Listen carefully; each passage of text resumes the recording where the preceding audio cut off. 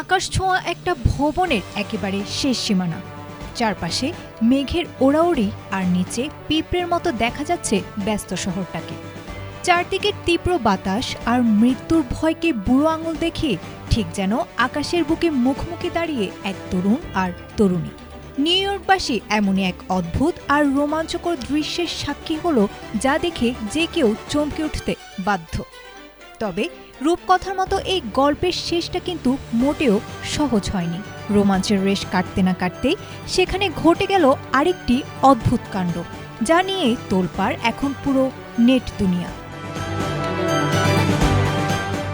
মাটি থেকে প্রায় ১,৪৫৪ ফুট উঁচুতে মার্কিন যুক্তরাষ্ট্রের ঐতিহাসিক স্থাপত্য এম্পায়ার স্টেট বিল্ডিংয়ের সুউচ্চ প্রধান অ্যান্টেনায় ঘটে এই দুঃসাহসিক কাণ্ড। বুধবার কালো পোশাকে মোড়ানো এক তরুণ ও তরুণী সমস্ত নিরাপত্তা বলয় ফাঁকি দিয়ে উঠে পড়েন ভবনের এমন এক চূড়ায়, যেখানে সাধারণ মানুষের প্রবেশাধিকার কল্পনাতীত। সেখানে দাঁড়িয়ে তারা কেবল একে অপরকে আলিঙ্গন ও চুম্বনী করেননি, বরং পৃথিবীর উদ্দেশ্যে মেলে ধরেন এক অভিনব ব্যানার। তাতে লেখা ছিল, যখন ভালোবাসার শক্তি ক্ষমতার প্রতি মোহকে হারিয়ে জয়ী হবে, পৃথিবী তখন শান্তির সন্ধান পাবে।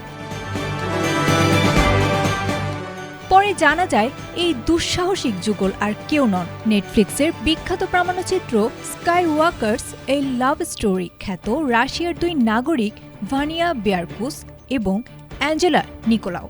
গগনচুম্বী ভবনের চূড়ায় ওঠার বিপজ্জনক নেশা বা রুফটপিং এর জন্য বিশ্বজুড়ে তাদের তুমুল পরিচিতি রয়েছে। এবার তারা এই বিপজ্জনক চূড়াকেই বেছে নিয়েছিলেন নিজেদের বাগদান সম্পন্ন করার জন্য।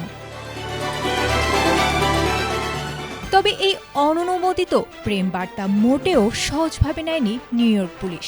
বডি ক্যামেরায় শ্বাসরুদ্ধকর অভিযানের ফুটেজ প্রকাশ করে পুলিশ জানায়, বিঘ্নিত হয়েছে শহরের নিরাপত্তা, তাই নিচে নামিয়ে আনার পরপরই তাদের গ্রেপ্তার করা হয়।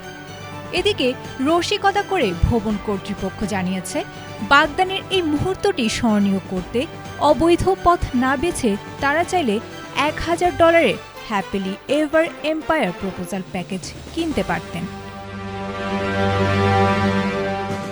আয়েশা আক্তার, এটিএন বাংলা।